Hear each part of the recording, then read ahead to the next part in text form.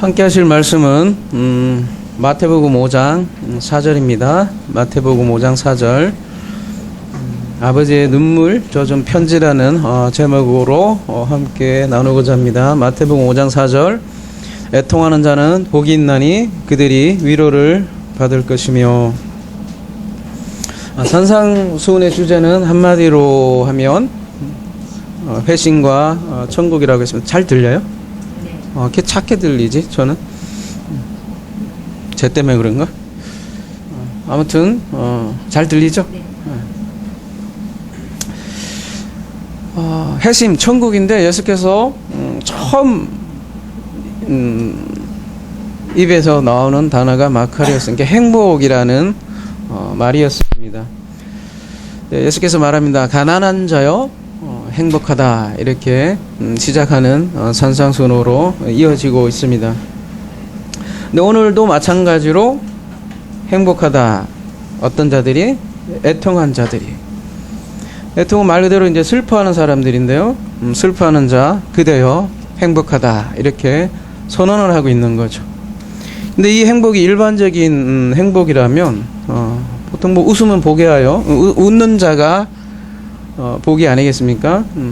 사람들은 기뻐할 때 그것이 행복이라고 생각을 하지 않습니까? 근데 오늘 오히려 예수께서는 슬퍼하는 자들이요 복이 있도다, 이렇게 얘기를 하고 있습니다. 오히려 슬픔이 복이 된다는 거죠. 그래서 왜 슬픔이 복이 되는지 오늘 말씀과 함께 알아보도록 하겠습니다. 그러니까 예수께서 말하는 행복은 사람들이 생각하는 행복과 전혀 다른 것이죠. 그래서 사람들의 가치관과 전혀 다른 거죠. 그걸 이제 회심이라고 하는데요. 가치관의 완전한 전도를 회심이라고 하죠. 대부분의 사람들은 부자 되면 행복할 거라고 생각을 많이 하죠. 근데 부자라는 게 물질적인 부자도 있지만 종교적인 부자도 있죠. 지난 시간 우리가 그래서 가난에 대해서 알아봤지만 그렇다고 가난해져라 그런 말도 아니라는 거죠. 일부러 가난해질 필요는 없는 건데요. 말하자면 계시록 3장 17절 내가 말하기를 나는 부자라 부요하여 부족한 것이 없다 하나 내 공고한 것과 가련한 것과 가난한 것과 눈먼 것과 벌거벗은 것을 알지 못하도다. 이런 말씀에도 있듯이요. 자기 자신은 부자라고 생각을 하지만 실제로 거지라는 거죠. 예를 들면 베드로의 세 번 부인의 그 장면이 바로 그 장면이기도 하겠고, 또 베드로의 세 번의 요한복음 마지막에 세 번의 고백도 마찬가지 개념이죠. 베드로, 그러니까 나는 예수를 세 번 부인한 거 완전한 부인이죠. 다른 예수를 섬기고 있다라는 그런 고백이었죠. 그 자리에 서게 만드는 것이죠. 그게 근데 전국의 침공이라는 것이죠. 그런 완전한 부인 한 베드로에게 예수께서 또다시 찾아오죠. 그러면서 묻죠. 네가 나를 사랑하느냐? 세 번이나 물어요. 그러니까 예수께서 물으실 때 베드로는 내가 당신을 사랑하는지 뭐라고 그래요? 주님이 아십니다, 이렇게 묻습니다. 한 번 물어요. 내가 나를 사랑하느냐? 대답했어요. 두 번째 물었어요. 대답을 했는데 세 번째 네가 나를 사랑하느냐 하니까 이제는 자신이 예전에 세 번 부인한 그런 장면이 오버랩되면서 또 오르는 거죠. 그러면서 베드로는 나는 사랑할 수 없는 존재라구나. 나는 의인이 아니었구나 라는 그런 고백을 할 수밖에 없었겠죠. 사도 바울 표현대로 내가 죄인 중에 괴수라, 그 고백이었고, 내가 사실은 천사인 줄 알았는데 내가 사탄이었구나 라는 그런 고백이죠. 그래서 베드로도 이제 내가 주님을 사랑하는지조차도 모르겠다.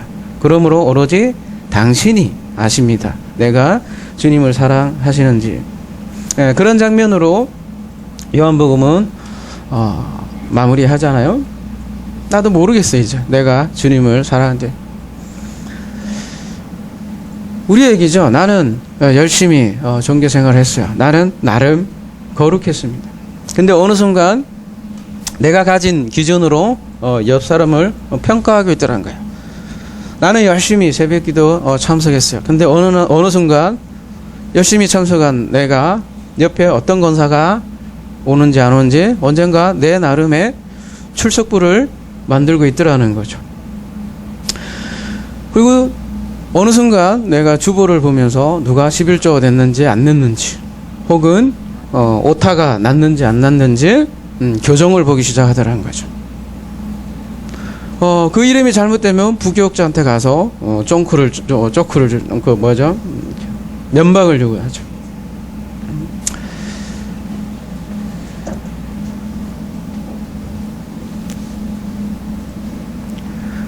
그게 뭐 다른 사람이 아니라 제 과거였다는 거죠. 그런 저에게 그 하나님이 하나님 나라가 침공을 해서 베드로의 자리에 서게 만드는 것이고, 나는 부자라고 생각했지만 사실은 가난한 자였구나라는 것을 하나님의 침공으로 깨닫게 하는 것이죠.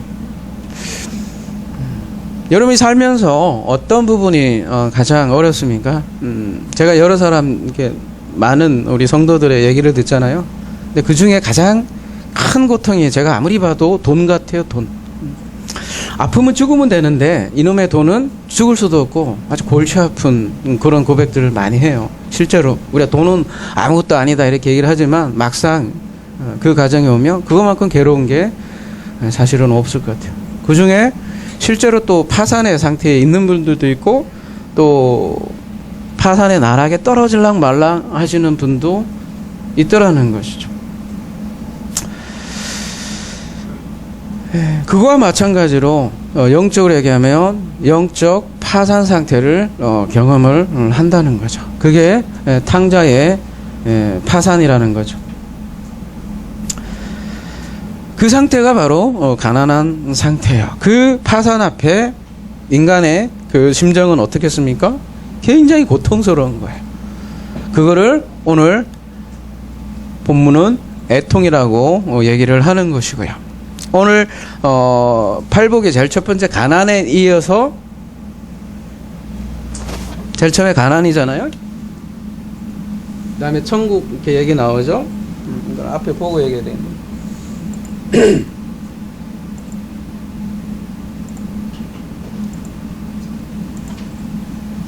여기는 이제 애통 얘기가 나오고 뒤에는 이제 위로 얘기가 나오지 않습니까? 그러니까 근데 요 개념하고 이렇게 서로 다 연결되어 있고 천국과 위로와 이런 개념들이 서로 다 연결되어 있습니다. 그러니까 여기서 말하는 애통은 이 가난과 철저히 밀접한 관련이 있는 바로 그 애통을 얘기하는 건데요. 벤테오라는 단어를 쓰고 있어요. 밑에 보시면 뭐 슬퍼하다 이렇게 돼 있는데요. 쉽게 해서 하늘이 무너지는 슬픔이에요. 벤테오가 하늘이 무너지는 소리. 그 하늘이 무너지는 그 슬픔, 고통, 애통을 잘 그리고 있는 본문이 계시록인데요. 한번 가볼게요.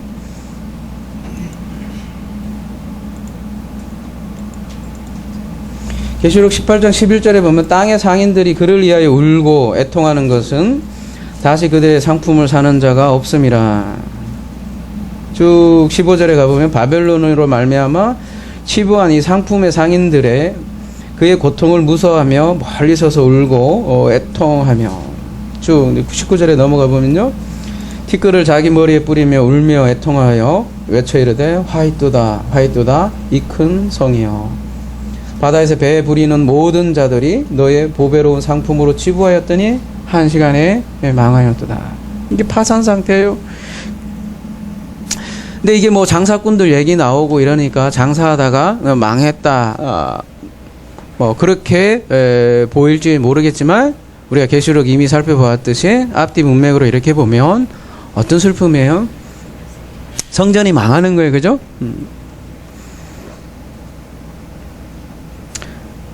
그들에게는 성전이 모든 것이었죠. 그 성전이 그렇게 망하니까 함께 망하면서 지금 고통스러워하는 모습을 요한계시록은 그리고 있다는 거죠.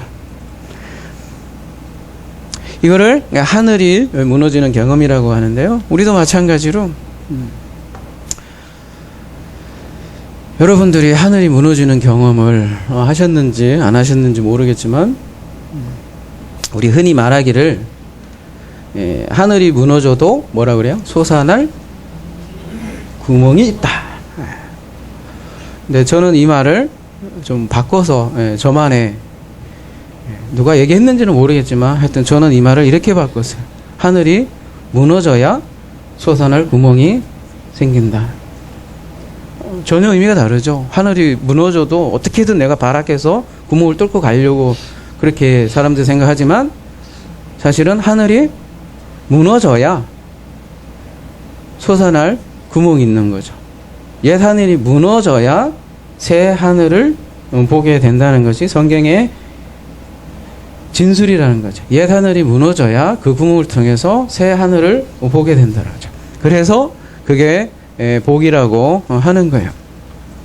우리 탕자의 비유만큼 회심을 참 잘 그린 것이 없는 것 같아요. 그죠? 부자로 살았던 그 아들, 아버지의 집을 떠났어요. 근데 아버지 집을 떠나고 보니까 어느 날 정신을 차리고 보니까 자기 어디에가 있었습니까? 그 돼지 쥐염 열매 이렇게 비유가 나왔는데 돼지 쥐염 열매조차도 먹지 못하는 거지 상태임을 발견하게 되잖아요. 근데 이 탕자의 비유를 좀 이해하는 방법이 그 앞에 누가복음 15장에 하나의 세트로 나와 있지 않습니까? 제일 앞에는 어떤 비유가 나와요?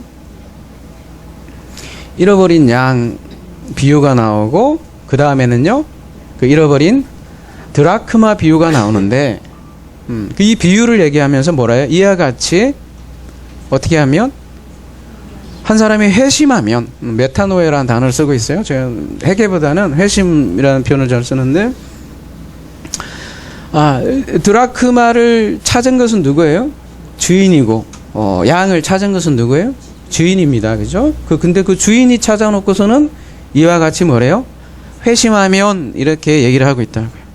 그러니까 주인을 찾은 주인이 찾아서 사실은 회심이 이루어진다는 비유죠. 그 뒤에 나오는 탕자의 비유이니까 어떻게 해요? 같이 되어 있어서 그런 우리에게 뉘앙스, 메시지를 준다는 거죠. 그러니까 탕자가 아버지 집을 떠나요. 그래서 아버지가 가만히 있잖아요. 좀 괜찮은 아버지 같으면 이거 말려야 될 텐데 이 집 나가는 탕자를 아버지가 그냥 무기력해 보여요. 어떻게 보면 그냥 놔둔다는 거죠. 탕자의 집 나감을 허락을 하는 거죠. 쉽게 얘기해서 거지됨을 허락하는 거예요. 그게 뭐냐면 오늘 이제 말씀의 제목과도 관련되어 있는 눈물의 의미라는 거죠.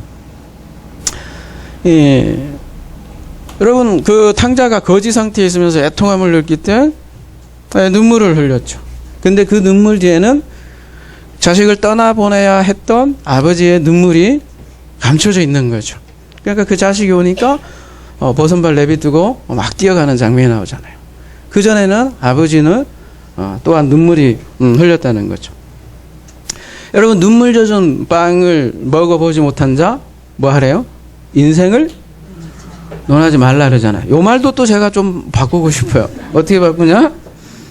아버지의 눈물의 편지를 읽지 못한 자 성경에 대해서 논하지 말라. 멋있죠?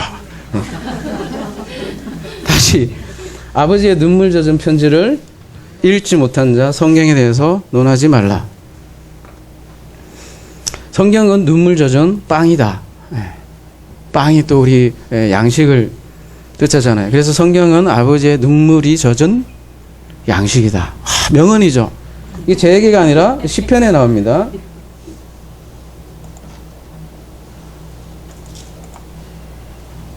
시편 80편 5절 보면 주께서 그들에게 눈물의 양식을 먹이시며 많은 눈물을 마시게 하셨나이다. 눈물은 양식이라고 그래요. 양식. 눈물 없는 인생 없습니다. 그래서 아버지의 아들이 집 나가는 것을 허락하는 것이 아버지의 마음이라는 거죠. 그러면 그 허락할 수밖에 없었던 그 아버지의 눈물이 있다는 거고 의미가 있다는 거죠. 사실 아들이 나가서 돼지 우리에서 보낸 것은 그걸 통해서 사실 아버지 집이 얼마나 좋은지 그리고 아버지가 누구인지 당자는 알게 된 거죠. 그래서 참된 양식을 발견하게 되고 자기가 먹던 양식이 얼마나 보잘것없는지 시험 열매로 그렇게 표현을 하잖아요. 그래서 펜테온데요. 하늘이 무너지는 슬픔. 뭐 다른 말로 하면 여러분 창자가 끊어진다 그러잖아요. 그죠? 창자가 끊어지는 그 아픔을 펜테오라고 그래요. 그러니까 아들에게는 눈물이지만 아버지는 좀 더 나가서 피눈물이라는 거죠. 그러니까 아버지가 세상을 보냈어요. 그래서 집 떠나간 탕자가 망했어요. 그러니까 이 펜테오라는 건 그 망한 자들의 슬픔인 거죠. 계시록 18장처럼 완전히 망한 거예요. 망한 거. 그러니까 예수께서 말씀하신 게 얼마나 거꾸로요. 그죠? 부자여 행복하다도 아니고 가난한 자여 행복하다. 두 번째 슬퍼하는 자여 행복하다. 다른 말로 쫄딱 망한 자들이여 행복하다. 아니 거꾸로 얘기하시는 거예요.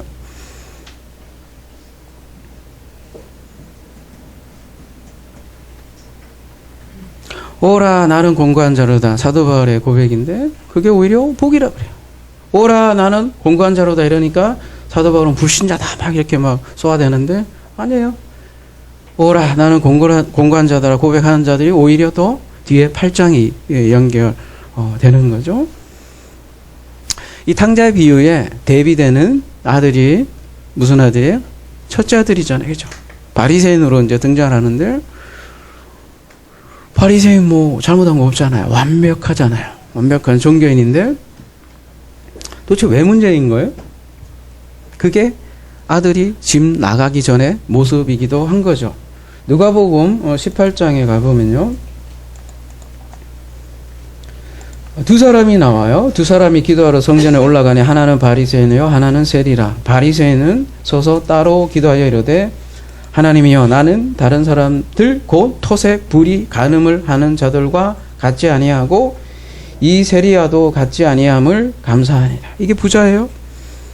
나는 일에 2번씩 금식하고 또 소득의 11조를 드리나이다 하고 13절 세리는 어때요? 이 탕자예요. 멀리 서서 감히 눈을 들어 하늘을 쳐다보지 못하고 다만 가슴을 치며 이르되 하나님이여 불쌍히 여기소서 나는 죄인으로서다 하였느니라. 바리새인들은 세리를 보고 뭐라 그래요? 나는 어떤 죄도 저지르지 않았습니다. 나는 사기도 안 치고 나는 심지어 노래방도 안 가고 노래방 도우미도 부르지 않고 노래방 가서도 나는 찬송가만 부르는 남들이 볼 땐 재수없는 인간이지만 나는 그렇게 거룩한 여러분 웃을지 모르겠는데 실제로 이렇게 생각하시는 분들 많아요. 노래방 가서 CCM만 부르는 사람들 오지 안 가는 게 낫죠. 뭐 그죠? 별도로 가든지 그죠?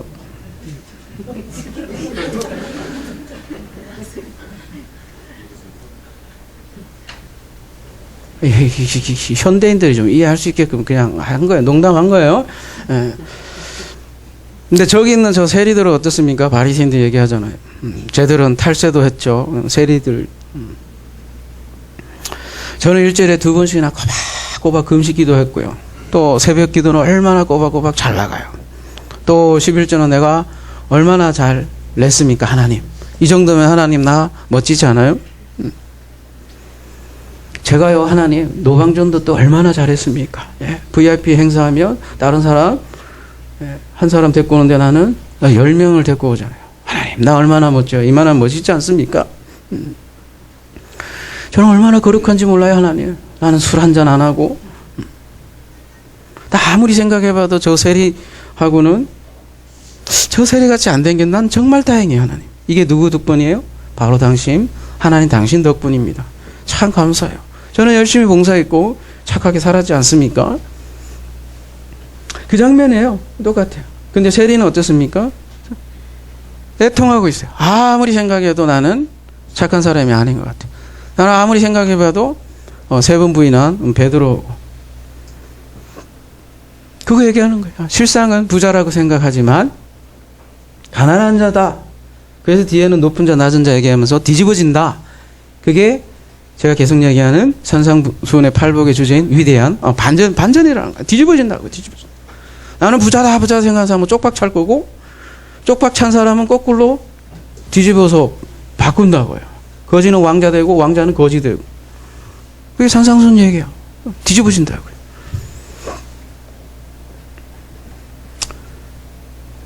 가난한 자에게 쪽딱 망해서 파산 난 사람들에게 은혜가 침공하기 때문에 복이라는 거죠. 그러면 세상이 성경은 이런 내용으로 막 수두룩 빡빡 멀리 갈 것 없이 여호수아서만 봐도 보세요. 하나님 나라 누가 들어갑니까? 기생 라합이 들어갑니다. 근데 세상 왕들은 어때요? 쪽박 차요. 기고만장했던 세상 왕들은 다 무너지고 오로지 기생 라합만이 그 하나님 나라에 들어간다는 거죠. 반전이에요. 뒤집어져요. 애굽에서도 마찬가지죠. 누가 나와요? 애굽에서? 왕들은 안 나와요. 끝까지 가서 추격을 해서. 근데 누가 나와요? 별 볼 일 없는 수단 잡적들이 출애굽할 때 같이 쫓아나간다는 거죠. 그래서 이 펜테오라는 단어 자체가 이 출애굽하고도 관련이 있는데요. 고난을 펜테오, 슬퍼하다, 울부짖다 이렇게 나와 있는데요. 이 3997에서 유래했다니까 한번 가볼게요. 3958에서 유래한 강세형 3958 가볼게요. 밑에 거 잘 안 보이시죠? 그냥 그래서 노트북도 갖고 계신 분이 있는데 하여튼 그래요. 3958 파스코인데요. 이 파스코라는 이 단어 자체가 3957 파스카하고 연결이 돼 있는 건데요. 명사죠. 파스카가 6월절에 6월절이라는 뜻이에요. 그래서 파스코가 6월절과 관련된 단어예요. 그러니까 그게 펜테오하고 이렇게 단어가 연결되는데 말하자면 6월절과 관련된 슬픔이에요. 아까 하늘이 무너지는 고통, 창자가 끊어지는 애통이라고 얘기했는데 그 그림을 또 잘 보여주는 게 6월절이라는 거죠. 6월절에 무슨 일이 났길래요? 장자 죽는 거잖아요. 다른 아들도 아니고 장자예요, 장자. 예. 그 만화로도 나왔지만, 그죠? 그 만화로 이름이 뭐더라? 그 라이언 킹인가? 이렇게 보면 6월절에 그냥 애굽이 그냥 전부 다 그냥 우는 그 애국의 통곡의 장소가 되었던 거죠. 근데 여러분이 잘 알다시피 그 6월절 패스오버죠. 이렇게 넘어가는 그 길이 뭐였냐면 문설주와 임방에다가 피를 바른 자는 그 재앙이 넘어가고 그 자들은 모세와 함께 또 출애굽을 한 거죠. 근데 6월절에 양이 죽었죠. 그죠? 그래서 자기가 죽어야 되는데 어린 양이 대신 죽는 죽음을 우리에게 가르쳐 주는 게 6월절이었고요. 고린도전서 5장, 시간 관계에서 안 읽을게요. 5장 7절하고 히브리서 2장 28절에 의하면 그 6월절 양이 누구라 그래요? 그리스도라 그럽니다. 그래서 6월절의 애통이라는 것은 바로 그 6월절에 그러니까 그 죽음에 동참하는 그런 애통이라는 거죠. 그러니까 그리스도의 죽음에 동참하는 그 죽음의 애통이라는 거죠. 그리스도와 함께 죽는 죽음의 고통, 애통을 펜테오, 그리고 그게 파스카, 6월절의 의미라는 거죠. 그래서 복인 거예요. 그거에 참여하는 자들은 어떻게 돼요? 출애굽이라는 걸 하잖아요. 출애굽에 한다는 거는 어떤 새로운 장소로 이동하는 거잖아요. 오늘 본문에 의하면 쫄딱 망한 자들이요, 하늘이 무너진 자들이요, 행복하다. 왜냐하면 뒤에 뭐라 그래요? 그들이 파라칼레오 수동태 미래 되기 때문이다. 파라칼레오가 뭐예요? 이제 위로라고 번역이 되면 두 가지 뜻이 있어요. 근데 가장 근본적인 뜻은 파라 플러스 칼레오. 칼레오는 여러분이 굉장히 익숙한 단어죠. 무슨 뜻이에요? 에클레시아 할 때 에크 플러스 칼레오예요. 그죠? 밖으로 불러내다. 그 밖으로 불러내는 게 출애굽이에요. 예. 그래서 그 에클레시아가 뭐예요? 우리나라 말로는 교회잖아요. 그죠? 교회라는 것 자체가 이렇게 밖으로 불러내어진 존재들. 예. 우리가 구원을 장소이동이라고 했죠? 이게 수레바퀴 우리 BMW 통해서 요즘 나누고 있잖아요. 하나님 나라에 이동하는 거랬잖아요. 세상 나라에서 하나님 나라로 이동하는 거. 그게 불러내어진다라는 게 칼레오예요. 근데 지금 파라칼레오라는 건 그래서 가장 기본적인 뜻은 초대하다는 뜻이에요. 초청. 그러니까 위로도 이건 두 번째 뜻이고 이따가 얘기하기로 하고요. 초대하는 거예요. 초대. 편지를 하고 쓴 이유도 바로 이 초대 개념 때문에 제가 편지라는 걸 썼고요. 여러분 에일리의 여러분이라는 제가 동영상 했는데 거기 이게 편지 형태로 돼 있죠. 다 저의 뜻이 있습니다. 이게 유튜브에 여러 가지 동영상이 있는데 왜 하필 그런 영상을 해놨을까? 여러분은 생각 안 하셨겠지만 저는 나름의 의미를 두고 올린답니다. 어쨌든 칼레오라는 거는 불러내다라는 거예요. 그러니까 슬퍼하는 자들이 복인 것은 망한 자들이 복이라는 것은 그들이 부름을 초청을 받기 때문인 거죠. 이사야 43장 1절 가볼게요.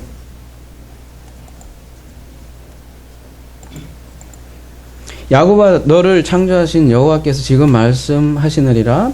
이스라엘아 너를 지으신 이가 말씀하시느니라. 너는 두려워하지 말라.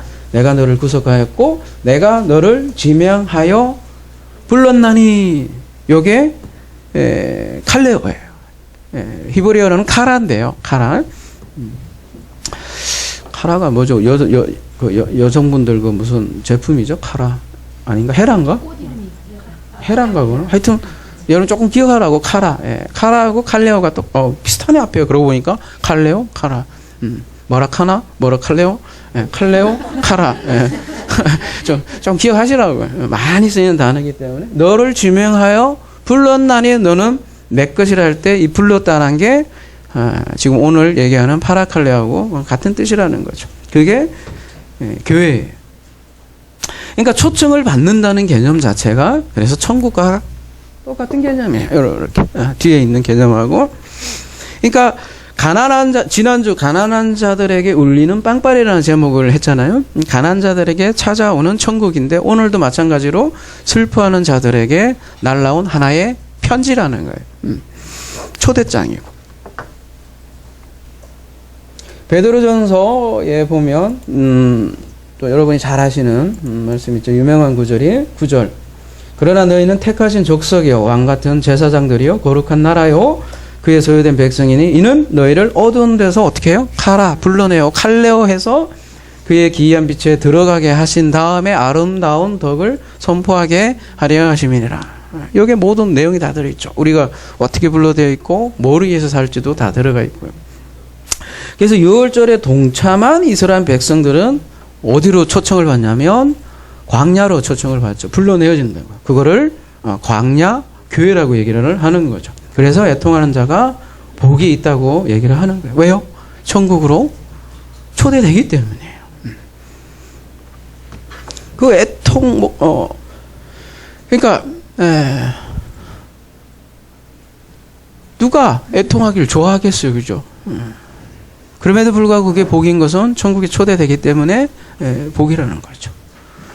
누가 가난 좋아하겠어요, 그죠? 세상 살면서. 근데 그로 인해서 우리는 하나의 편지를 받는 거예요. 초대장을 받는 거예요. 저는 천국 초대장이라고 부르고 싶어요. 그래서 원문을.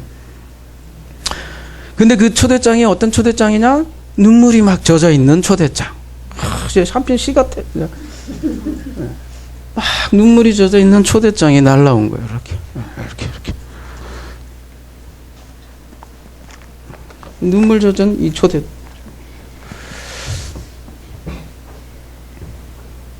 청첩장이 하나 날라. 요즘은 그죠? 뭐지?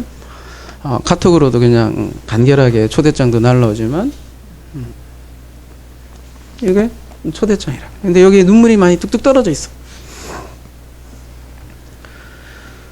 지금도 마찬가지예요. 결코 그러니까 망하지 않은 자는 결코 나오지 않아요. 광약교회로 결코 나오지 않아요. 그래서 제가 복음 전하기 가장 힘든 사람이 신앙생활 하는데 보람으로 가득 차고 정말 행복한 사람은 할 말이 없어요. 할 말이. 뭐 얘기해 줄 필요도 없고 행복한데. 그들은 너무너무 행복한 거야. 근데 어떤 이들은 안 그래요. 신앙생활 하는데 이게 맞을까? 정말 이게 맞는 신앙생활일까? 고민 많이 하시는 분들이 있어요. 이게 정말 성경에서 말하는 진짜 복일까 이게? 내가 한 20년 생활을 해봤는데 아무리 봐도 뭐 하나님 보이지도 않는데 정말 맞는 걸까? 막 괴로워하고 고통스러워하는 사람들에게는 할 말이 참 많아요 제가. 근데 너무 행복한 사람은 어떻게 찌를 피 한 방울 안 나온 사람들에게는 어떻게 얘기할 방법, 시작점 자체가 나오지 않더라는 거죠.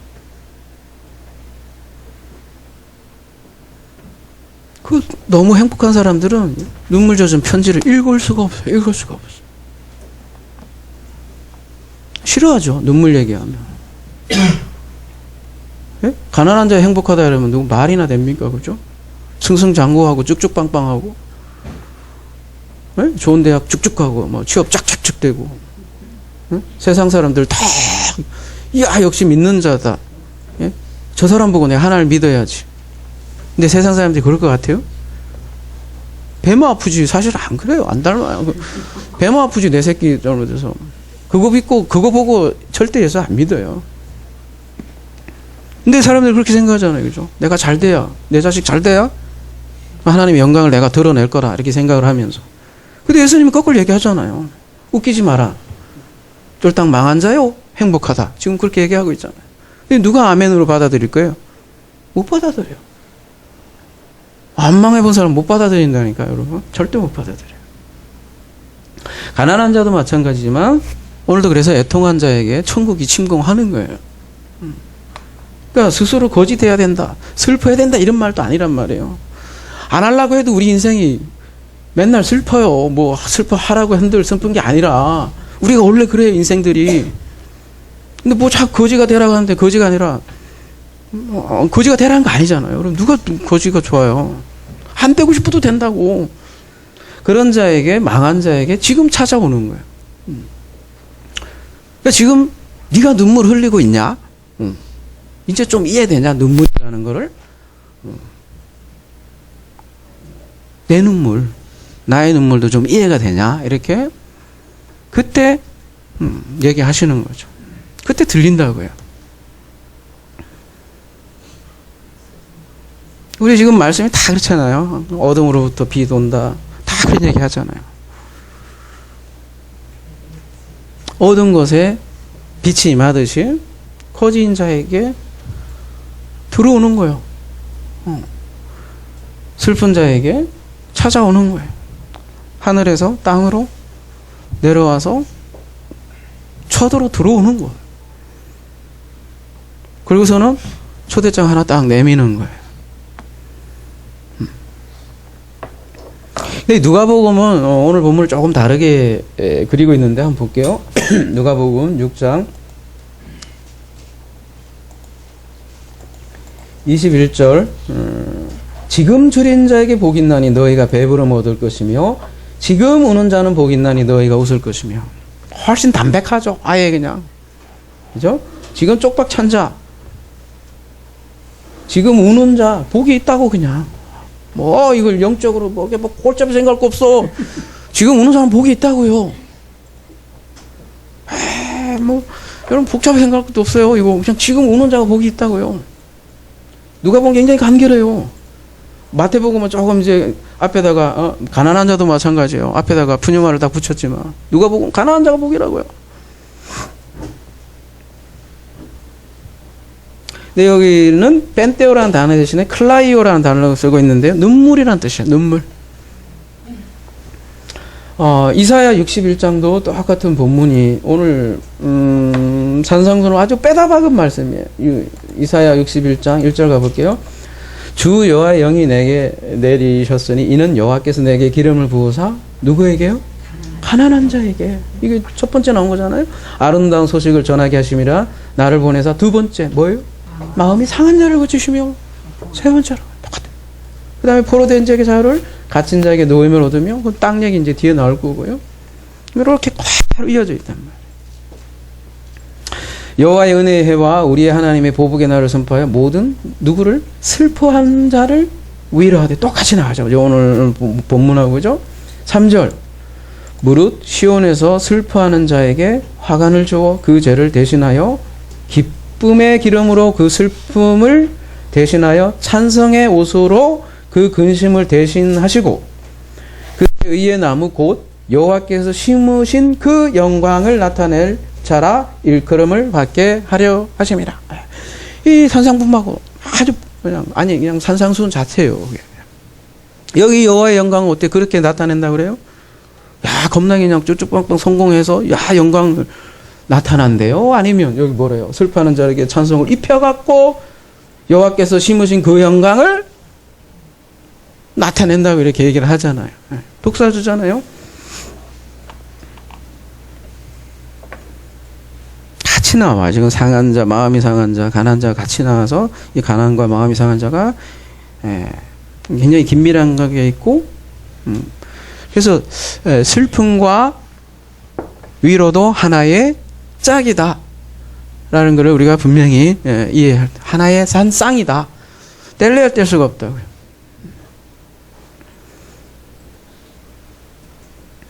산상수훈을 계속 하다 보면 절절히 느낄 겁니다. 이 하나됨이 뭔지.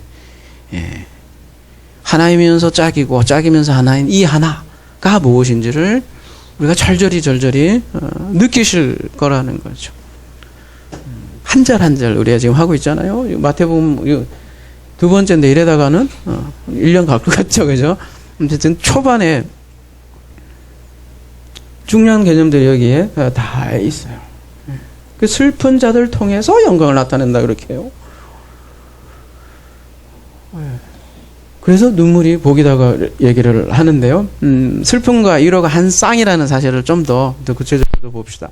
이 파라클레오가 아까 초청하다라는 것이 가장 기본이고 또 위로하다라는 뜻도 있어요. 어디서 많이 본 거잖아요. 파라칼레오, 파라클레토스라는 말 들어봤죠. 파라클레토스. 파라클레토스가 뭐예요? 위로자. 그죠? 오늘 본문 얘기하면 보혜사라고 우리가 들었는데 위로자죠. 요한복음에 보면 14장 16절, 26절, 그 다음에 15장 26절, 16장 7절 다 안 갈게요. 요한복음 했으니까. 여기 보면 보혜사라는 이름으로 나오는데 보혜사가 파라클레토스가 파라칼레오에서 나온 거예요. 그러니까 보혜사는 아버지께부터 나온 진리의 영인데요. 그죠? 진리의 말씀 그 자체인데 그 성령이 우리를 부르시고 칼레오하고 부르는 이유는 뭐예요? 위로하려고. 또 그러면서 또 보혜사라는 게 가르치는다는 뜻이 있거든요. 보혜사 세 가지가 다 보호하고 은혜를 베풀고 가르치고 이 개념이 다 포함되어 있는 거라고. 그러니까 부르는 것 자체가 위로하는 거예요. 위로라고요. 그래서 보혜사를 위로자라고 얘기를 하는 거죠.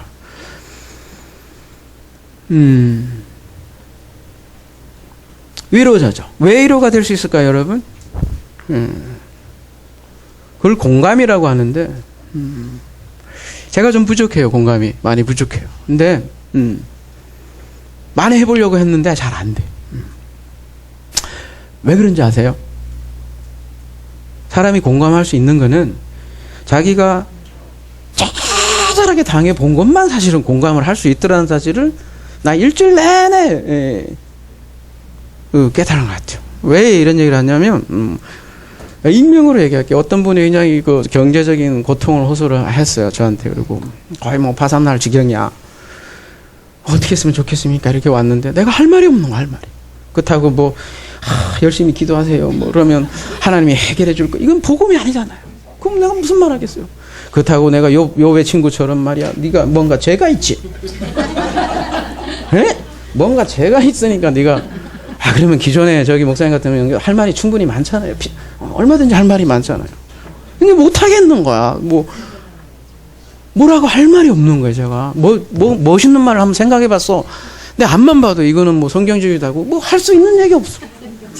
그래서 내가 하나 딱 깨달은 게 있어.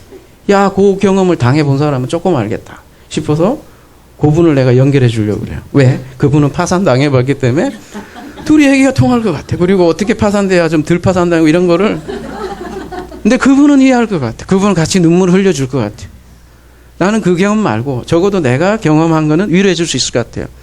그건 여러분에게 얘기도 못 하겠지만 아무튼 그런 사람 만나면 내가 얘기해 줄 수 있지만 저도 파산은 아니 경제적인 쪽박은 잡았는데 저는 뭐 그 정도는 아니에요. 주식하다가 쪽장 망한 거는 있는데 그 정도가 아니라고. 더 심하다고. 쉽게 얘기해서.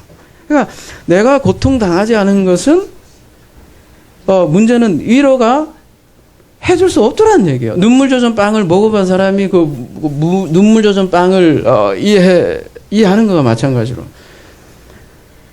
다리 잘려본 사람을 위로할 수 있지. 그나마 같이 그래 나도 잘려 있다 같이 보여주는 밖에 더 있냐고요. 근데 일주일 동안 가만히 생각해 보니까 그 누가 과연 이런 모든 고통을 다 당해봤나? 그 누가 위로자가 될 수 있을까? 없더라는 거예요.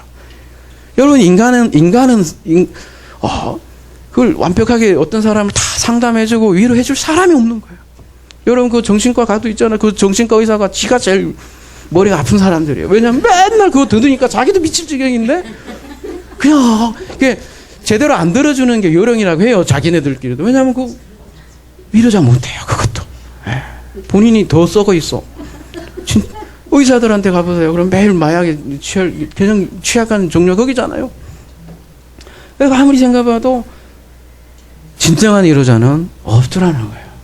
그 진정한 위로자가 그래서 아버지밖에 없더라는 거예요. 아까 윤복희 여러분 제가 괜히 띄워준 게 아니라 한번 이따가 쉬는 시간 제가 5분 정도 있으니까 한번 띄워도 그렇게. 누가 맞아? 아니 내가 맞냐? 아니 윤복희는 옛날 버전이라 좀 제가 별로 그렇게 안 좋아해서 내가 맞냐? 그것도 떨리다는 거. 근데 엘리는 좀 이게 좀 신선하더라고요. 그리고 저 임재범의 여러분도 있는데 그건 너무 훅가시가 들어가서 제가 오늘 막 이러면서 너무 훅가시가 그것도 코미디언이 많이 패러디를 해서 너무 감정이 오버돼 있고 그죠? 그래갖고 그것도 아닌가. 그래서 엘리가 그래도 제일 깔끔하더라고요. 그리고 또 중간에 영어 가사가 딱 들어가 있어서 그게 원래 윤복희 씨의 원래 원가사를 하고 싶은 얘기예요. 그래서 여러분 한번 나눠보시고 내가 만약 외로울 때 누가 위로해줄까? 그 노래하는 당사자가 내가 너의 영원한 그냥 친구도 아니고 영원한 친구 된다는데 그 나라는 화자도 내가 외로울 때 누가 위로해줄까? 여러분이라고 하지만 윤복희가 그냥 쓴 거 아니란 말이에요. 그게 짝 개념이에요. 싼 개념이란 말이에요. 아버지도 외로울 때 누가 위로해주냐? 여러분이라고 하잖아요.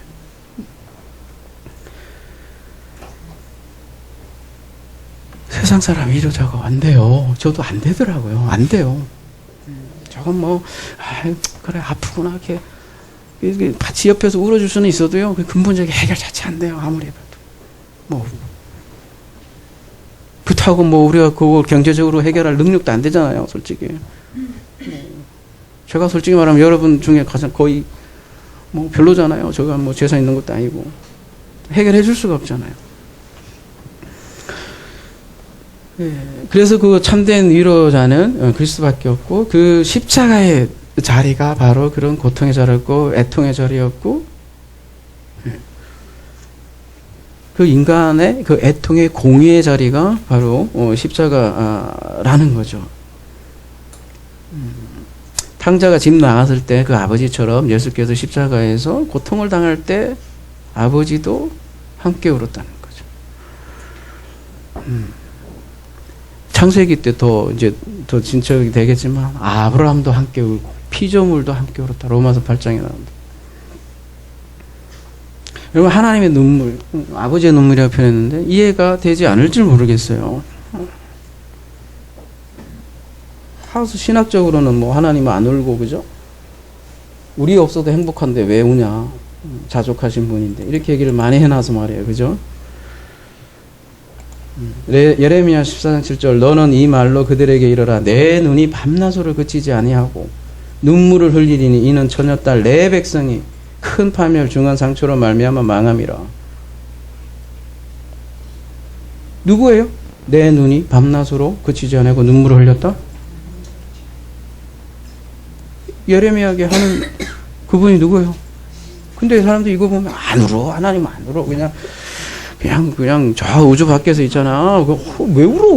뭐 인간하고 상관없는 거예요. 얘네들이 거지같이 살아도 나는 행복한 거야. 계속 그런 식으로 생각을 한단 말이죠. 근데요 함께 운다고 나와요. 성경은 언제요? 아들이 울 때 아버지도 운다고요. 지금도 예레미야도 망한 자들로 인해서 아버지가 운다라고 하고 우는 정도가 아니라 아들을 눈물이 흘릴 때 피눈물을 흘리고 있다라는 거죠. 애들은 몰라. 지도 아버지 돼보면 알아. 나중에 그죠? 복음서에도 보면 예수께서 그래서 종종 눈물을 흘리는 장면이 나와요. 그럼 그대로 받아들이면 되지. 예수는 하나님인데 왜 울어? 이렇게 막 변호하려고 자꾸 든단 말이에요. 울으면 거지 뭐 이렇게 자꾸. 울으면 안 돼요? 신성을 가졌다고 해서 울면 안 되냐고요. 여러분 울음이 얼마나 좋은 건데요. 여러분 눈물이 안 나면 어떻게 되는 줄 알아요? 눈이? 봉사돼요. 말라버려갖고 안 보여요. 이사야 53장 4절 그는 실로 우리의 질고를 쥐고 우리의 슬픔을 당하였거늘 우리는 생각하기를 그는 징벌을 받아 하나님께 맞으며 고난을 당한다 했더라. 그가 찔림은 우리의 허물 때문이요 그가 상함은 우리의 죄악 때문이라. 그가 징계를 받음으로 우리는 평화를 누리고 그가 채찍에 맞음으로 우리는 나음을 받았도다. 우리는 다 양 같아서 그릇 행하여 각기 제 길로 갔거늘 여호와께서는 우리의 모두의 죄악을 그에게 담당시키셨도다. 우리의 슬픔을 당했다고 지금 나와요. 우리의 슬픔을 그가 가져갔다. 우리에게 위로의 선물 그리고 보혜사를 넘겨줬잖아요. 함께 고통을 당한 그 메시아 그리스도를 이사야서는 그리고 있는 거죠. 유대인들은 꿈에도 못 꾼 거야. 메시아가 짜잔 해갖고 칼 들고 착 쳐부실 메시아를 생각하니까 안 보이는 거죠. 이런 것도. 근데 그 메시아는 그런 메시아가 아니라 우리와 함께 고통하고 울고 심지어는 우리의 모든 죄를 다 몽땅 쪽박 차서 대박 뭐지 이거 다 모든 저주를 함께 담아서 저주의 죽음을 죽는 메시아로 그리고 있더라는 거죠. 그래서 아픔을 당한 사람만이 그 아픔을 위로해 줄 수 있다고요. 여러분 우리 세상에 참사가 참 많아요. 대표적으로 3년 전에 이제 세월호 참사 얼마나 많은 아이들 그다음에 많은 사람들이 지금도 고통스러워하고 많이 아파했습니까, 그죠? 그때 제가 뭐 블로그를 이렇게 운영하다 보니까 사람들이 질문을 하는 게 그런 거예요. 만약에 하나님이 살아 계신다면 어찌 이런 일이 그럴 수가 없어. 왜 하나님이 침묵하고 있는 거야? 꽃다운 청년들이 죽어가는데 그죠? 그래서 세월호 참사 때문에 다시는 하나님을 안 믿겠다고 하는 분들이 있단 말이에요. 그러면 또 어떤 분들이 이렇게 최소한 내 한 가지는 알겠다. 하나님은 사랑이 없다. 그렇게 결론 내고 내가 다시는 하나님을 그런 사람들이 실제로 많이 나왔어요. 제가 블로그로 하니까 댓글이 그렇게 들어오더라니까요. 그 오름 앞에 어떤 신학적 논쟁도 필요 없어요, 여러분. 그런 일 당했을 때는 괜히 목사들 나서갖고, 이거는, 꼭 큰 교회에서 사고 치잖아.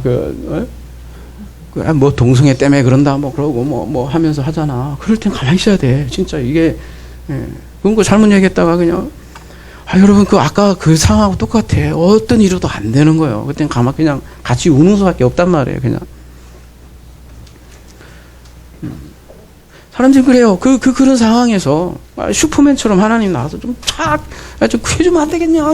하나님 뭐 이래 다 그런 식으로 변론을 하더라는 거죠. 근데 여러분 만약에 하나님께 슈퍼맨처럼 와가지고 배를 탁 띄워 올리면 우리 인간이 믿을까요?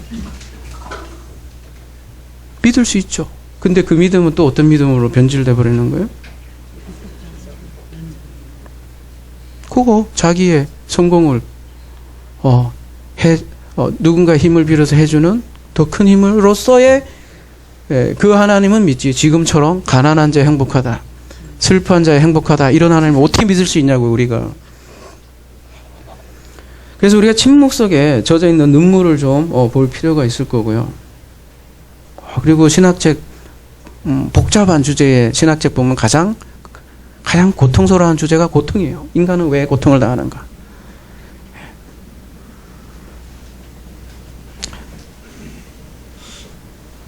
근데 오늘 말씀을 통해서 우리가 할 수 있는 것은 애통과 위로는 짝이다 라는 사실이에요. 시편에 보면 눈물 흘리는 장면이 굉장히 많죠, 여러분. 시편에는 눈물이 절절절절 흘러넘쳐, 그죠? 다 안 드릴게요. 시간도 많이 가고, 그죠? 다윗 보면 얼마나 눈물을 흘리면 그냥 침상을 띄운대. 붕붕 눈물이 그냥 눈물바다 돼갖고 그냥 맨날 울어. 그리고 우리 창세기 이제 마지막에 이제 거의 마지막으로 왔잖아요. 뭘로 끝나죠? 우는 장면으로 끝나. 다음 주구나. 하루 이틀도 아니고 70일. 그것도 모자라서 또 플러스 7. 울어. 울음으로, 눈물바다로 창세기는 끝난다는 거죠.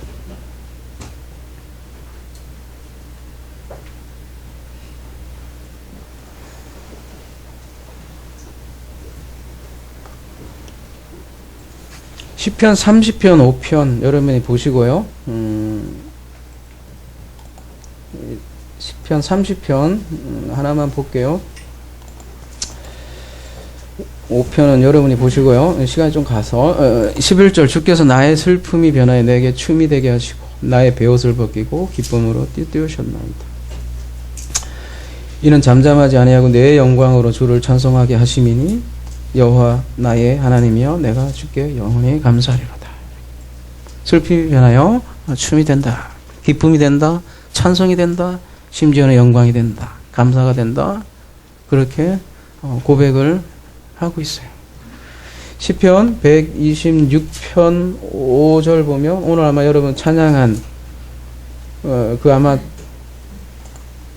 뭐지? 아마 여기에서 나온 것 같은데요. 5절 눈물을 흘리며 씨를 뿌리는 자는 기쁨으로 거두리려다. 울며 씨를 뿌리러 나가는 자는 반드시 기쁨으로 그 곡식단을 가지고 돌아오리다. 아까 뭐 우리 찬양에 좀 가사 모집한다며요. 이거 딱 붙이면 되겠네 뭐. 그래. 그리고 곡은 우리 인도하시는 분이 알아서 이렇게 좀 해갖고 악보를 만들든지 해갖고 좀 프로그램 얼마든지 있더만요. 그죠?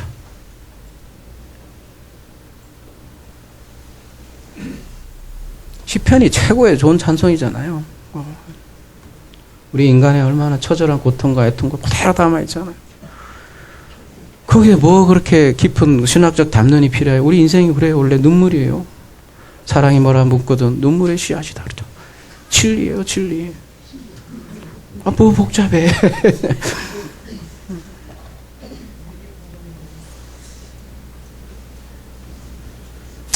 그래서 그 애통한 자를 초청을 하는 거예요. 그걸 천국이라고 그러고, 그래서 천국은 위로의 나라이죠. 그래서 팔복을 우리가 잘 이해한다는 것은 이러한 하나됨을 이해하는 과정이기도 할 거예요. 결국 그리스도와 나와 하나 되는 그런 복음을 하나하나 우리에게 알려준다는 거죠. 뭐가? 그리스도와 내가 하나 되는데 이 메커니즘이 그렇다고요. 성경에서 얘기하는 게 뭐예요? 그가 내 슬픔을 쥐고 그가 내 슬픔을 쥐고 나에게 화관을 넘겨준다. 위로를 넘겨준다. 죽음과 부활이라고요. 위로의 선물이 내게 넘겨지는 거예요. 예수의 애통이라고요. 그리고 성령의 위로. 이것도 하나의 짝이라고요. 그게 천국이고 교회고 에클레시아고 초대받은 자들이고 그들이 바로 아버지의 눈물 젖은 편지를 받은 자들이에요. 그러면 참 위로가 주어지는데요. 마지막으로 계시록 말씀으로 마무리를 하겠습니다. 계시록 21장 4절 모든 눈물을 그 눈에서 닦아주시니 다시는 사망이 없고 애통하는 것이나 곡하는 것이나 아픈 것이 다시 있지 아니하리니 처음 것들이 다 지나갔습니다.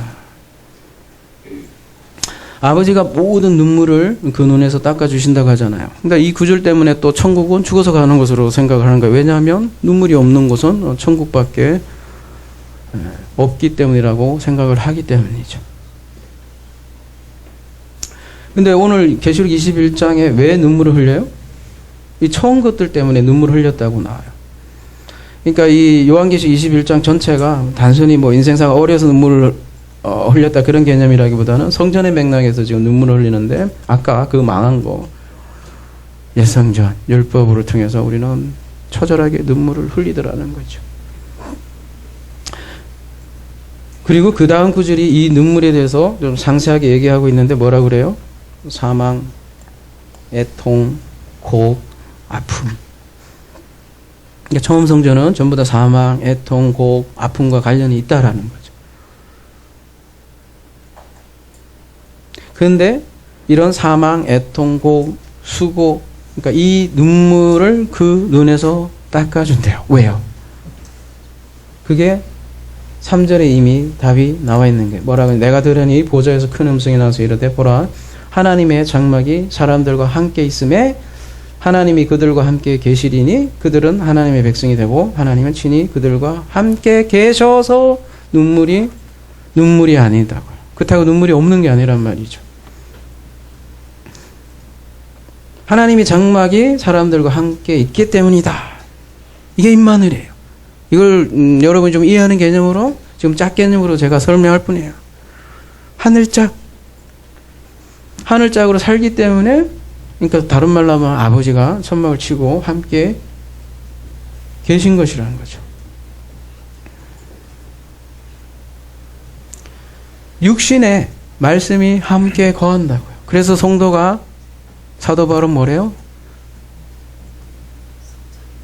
성전이라잖아요. 고린도전서 3장 16절. 이제 외웠다니까 제가. 자, 여기 요한복음 3장 16절, 갈라디아서 3장 16절 이렇게 찾아보세요. 그러면 우리가 매일 얘기한 것들이 많이 나와.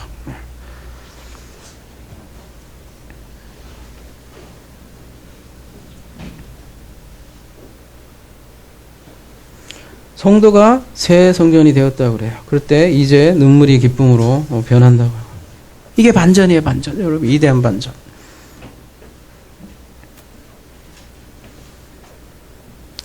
결혼식 초대장이 있습니다. 근데 오늘은 망한 자에게, 슬퍼한 자에게 천국 초대장이 온 거예요. 근데 그 초대장에는 눈물이 뚝뚝뚝 떨어져 있더라는 거죠.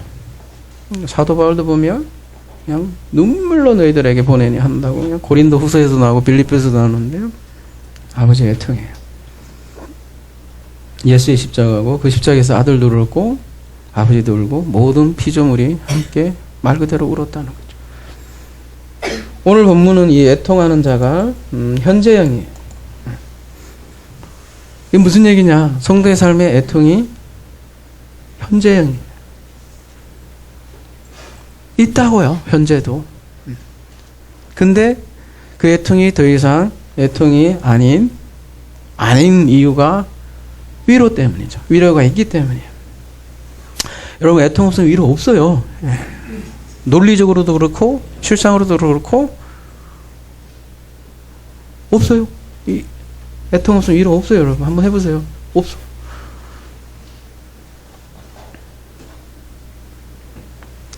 그래서 애통이 있는데 더 이상 애통이 아닌 이유는 위로가 있는데 바로 더 이상 혼자가 아니기 때문이에요. 네. 울어도 혼자 울지 않고, 울어도 혼자 울지 않고, 기뻐도, 그러니까 울어도 같이 울고 기뻐도 같이 운다고요. 그거를 짝이라고 그래요. 하늘짝. 나라는 하늘짝이 울면 하늘도 운다고요. 내가 울면 그도 울고, 그가 울면 나도 울고, 이제.